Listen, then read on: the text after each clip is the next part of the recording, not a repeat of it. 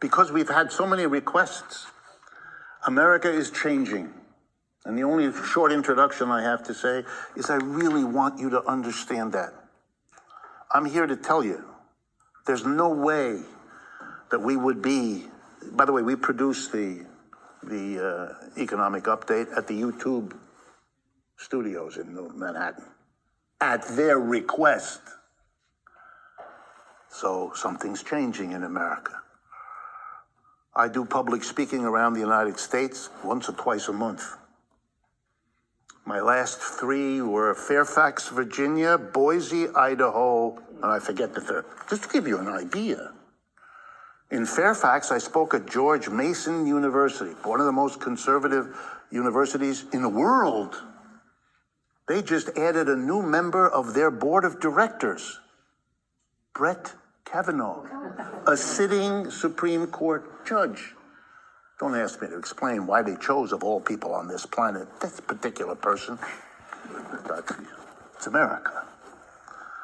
But the attitude towards this subject is radically different. A brief history as a way to get into this. Marxism is built around old Karl here. Born in 1818, died in 1883, a man of the 19th century. Born, by the way, very near where my father was born, on the French-German border. The town has 2 names, Trier in German and Trèves in French, because it's bilingual in the same way. Was a child of middle-class people, was given a college education, which right away puts him in the top 2 or 3%. At that time, nobody had such educations, where he studied philosophy and intended to become a professor of philosophy, which indeed was his first job. But, like me, he noticed struggles in the street. Working people struggling with the local government.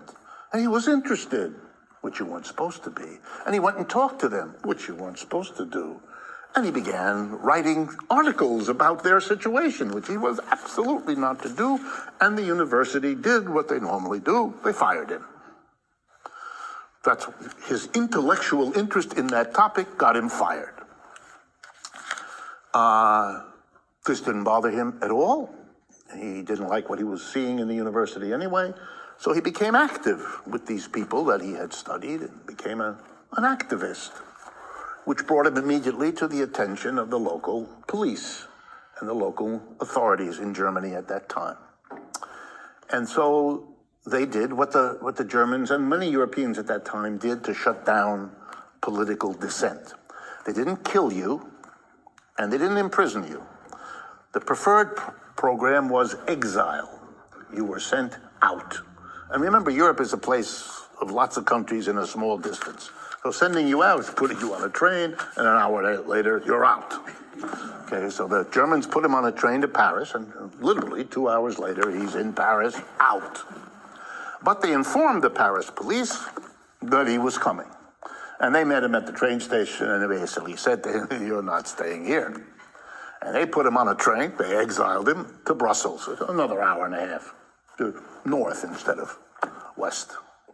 And the same thing happened, the Belgian police didn't want it. You're going to London. And he ended in London, and London didn't make you leave. Those years, London was the place refugees from all over settled, and he spent the rest of his life in London, which meant most of his adult work, certainly Das Kapital, were all done as a citizen in London. His knowledge of English and his knowledge of conditions in the English-speaking part of the world was excellent, because that's where he lived most of his productive life. He even made his living for several years being a reporter, European reporter for a New York City newspaper, the New York World, during the time of the American Civil War, where he wrote many, many essays on slavery and the Civil War for the European audience, because he was a reporter for this New York newspaper. He was always a theorist and a critic and an activist. In fact, he didn't recognize that these are different words. That's an American thing. For him, he was an activist because he engaged thought. He debated different questions. He engaged in the issues of his day, like slavery and the Civil War, but many other issues too. He wrote for public consumption. He gave